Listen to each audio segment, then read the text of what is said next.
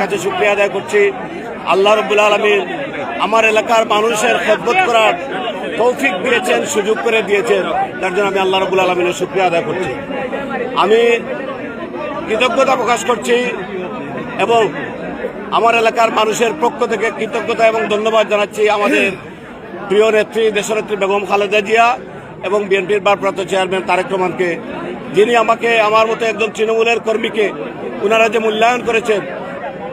বিয়ানীবাজার গোলাপগঞ্জের মানুষ সারা জীবন ওনাদেরকে স্মরণ রাখবে। আমি ওনাদের প্রতি কৃতজ্ঞতা প্রকাশ করছি। আমি কৃতজ্ঞতা প্রকাশ করছি আমাদের বিএনপির বিপ্লবী মহাসচিব মির্জা ফখরুল ইসলাম আলমগীর, আমাদের স্থায়ী কমিটির সদস্যবৃন্দ, আমাদের সাংগঠনিক টিমের নেতৃবৃন্দ, সিলেট জেলা এবং মহানগর বিএনপির সর্বস্তরের নেতৃবৃন্দ।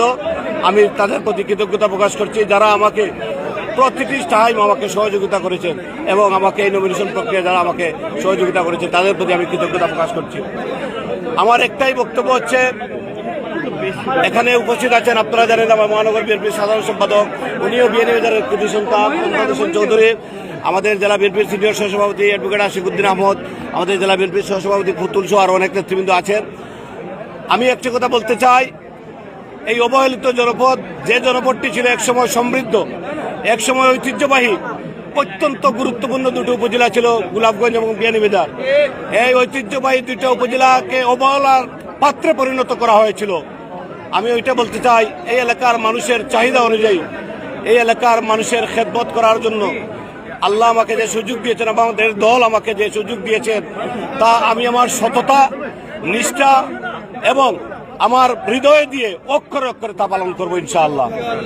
আমি প্রতিটা আমার সততা এবং নিষ্ঠার সাথে কোনো ধরনের দুর্নীতির সাথে আমরা কেউকে কম্প্রোমাইজ করতে দেব না, কোনো ধরনের বিশৃঙ্খলার সাথে আমরা কম্প্রোমাইজ করবো ইনশাআল্লাহ, আমরা তা পালন করব। আমি ইতিমধ্যেই আমাদের সকল ক্যান্ডিডেটস কাছে আমি গিয়েছি, ওনারা আমাকে সাদরে গ্রহণ করেছেন। আমার দৃঢ় বিশ্বাস, এলাকার যারা নেতাকর্মীরা অত্যন্ত আগ্রহ করে তাদের কাজ অলরেডি শুরু করে দিয়েছে, এটা আমাদের আনুষ্ঠানিকতা মাত্র। আমার দৃঢ় বিশ্বাস ইনশাআল্লাহ অচিরেই সকল ক্যান্ডিডেট আমাদের সাথে এসে কাজ করবেন, ওনারা প্রতিশ্রুতি দিয়েছেন। কারণ বিএনপি, ধানের শীষ হচ্ছে বিএনপির প্রতীক, ধানের শীষ শহীদ জিয়ার প্রতীক, ধানের শীষ বেগম খালেদা জিয়ার প্রতীক, ধানের শীষ তারেক রহমানের প্রতীক। এই প্রতীকের সাথে কারো ধরনের কোনো বিরোধ হতে পারে না ইনশাআল্লাহ। এটা আমার ব্যক্তিগত কিছু না, এটা ধানের শীষ দলের প্রতীক। এই দলকে যারা ভালোবাসবেন, দলের প্রতি যাদের আগ্রহ আছে, দলকে যারা মূল্যায়ন করবেন, অবশ্যই তারা সেখানে সাহায্য করবেন। আমরা দেখেছি বিএনপি তার প্রার্থী এবং নেতাকর্মীদের নিয়ে এক ধরনের একটা আসলে ব্যক্তিগত নানা বিষয় আসলে চলে আসছে, ষড়যন্ত্র চলছে। সকল ষড়যন্ত্র উপেক্ষা করে ফেব্রুয়ারিতে নির্বাচন হবে কিনা, বিএনপি জয়লাভ করবে কিনা? অবশ্যই ইনশাআল্লাহ ফেব্রুয়ারিতে নির্বাচন হবে। আজকেই আমাদের সরকারের তরফ থেকে বলা হয়েছে ফেব্রুয়ারির প্রথম সপ্তাহে নির্বাচন হবে এবং আমার দৃঢ় বিশ্বাস ইনশাআল্লাহ বিএনপি এদেশের মানুষের মেজরিটি মানুষের বিপুল ভোটের মাধ্যমে ভূমিধস বিজয় হবে, আমরা বিশ্বাস করি। ধানের শেষ বিজয় হবে, আমি সেটা বিশ্বাস করি। আমি রাজনীতি করি, আমি সবসময় সহনশীল রাজনীতি করি, আমি প্রার্থীদের সবাইকে আমি সমানভাবে শ্রদ্ধা করি। আমি আমার ভীষণটুকু বলবো, আমি কারো সমালোচনা করবো না। আমাদের কর্মীদেরকে বলেছি, কারো বিরুদ্ধে কোনো ধরনের সমালোচনা করা যাবে না, কোনো ধরনের ফেসবুকে লেখা যাবে না। শুধু আমাদের ভীষণটুকু লেখবা, শুধু আমাদের ভীষণটুকু বলতে হবে আমরা কি করব মানুষের জন্য। ইনশাআল্লাহ আমার দৃঢ় বিশ্বাস, একটা সমৃদ্ধ এবং উন্নত প্রচারণার মাধ্যমে বিয়ানীবাজার গোলাপগঞ্জে ধানের শীষ বিজয় লাভ করবে, সেটা আমি বিশ্বাস করি।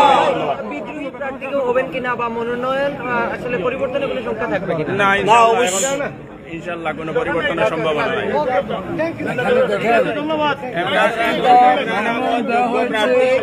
আমাদের ভারপ্রাপ্ত চেয়ারম্যান জনাব তারেক রহমান মনোনয়ন দিয়েছেন, যেখানে বেগম খালেদা জিয়া এবং আমাদের ভারপ্রাপ্ত চেয়ারম্যান মনোনয়ন দিয়েছেন, সেখানে পরিবর্তন হওয়ার কোনো সুযোগ নেই। জনগণ এবং সরকার এদেশের মানুষের অধিকার ফিরিয়ে দিতে চায়, জনগণ তার ভোটের অধিকার ফিরে নিতে চায়। সেখানে যতই ষড়যন্ত্র আসুক না কেন, সকল ষড়যন্ত্রের বাঁধ ভেঙ্গে এই জনগণ তাদের দীর্ঘদিনের কাঙ্ক্ষিত ভোট প্রয়োগ করে জনগণের সরকার প্রতিষ্ঠিত করবে। আর অন্তর্বর্তীকালীন সরকারই এসেছে এদেশের মানুষের অবাধ, নিরপেক্ষ, নির্ভুল ভোটার তালিকা দিয়ে একটি জাতীয় নির্বাচন দেওয়ার জন্য ইনশাল্লাহ সরকার যেহেতু আগ্রহ, জনগণ যেখানে চাচ্ছে সেখানে ভোট ফেব্রুয়ারিতেই হবে।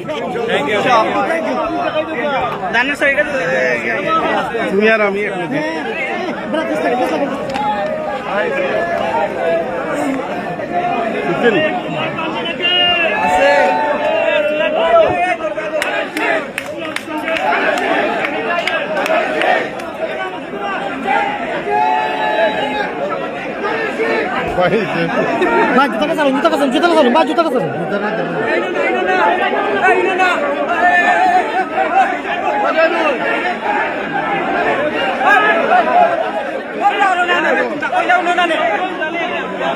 ভাই একটু দেখি চেয়ারপারসন যিনি বেগম খালেদা জিয়া এবং ভারপ্রাপ্ত চেয়ারম্যান তারেক রহমান, আপনারা দেখতে পাচ্ছেন সিলেট 6 আসন, যেটি গোলাপগঞ্জ বিয়ানীবাজারে আগামী দায়িত্ব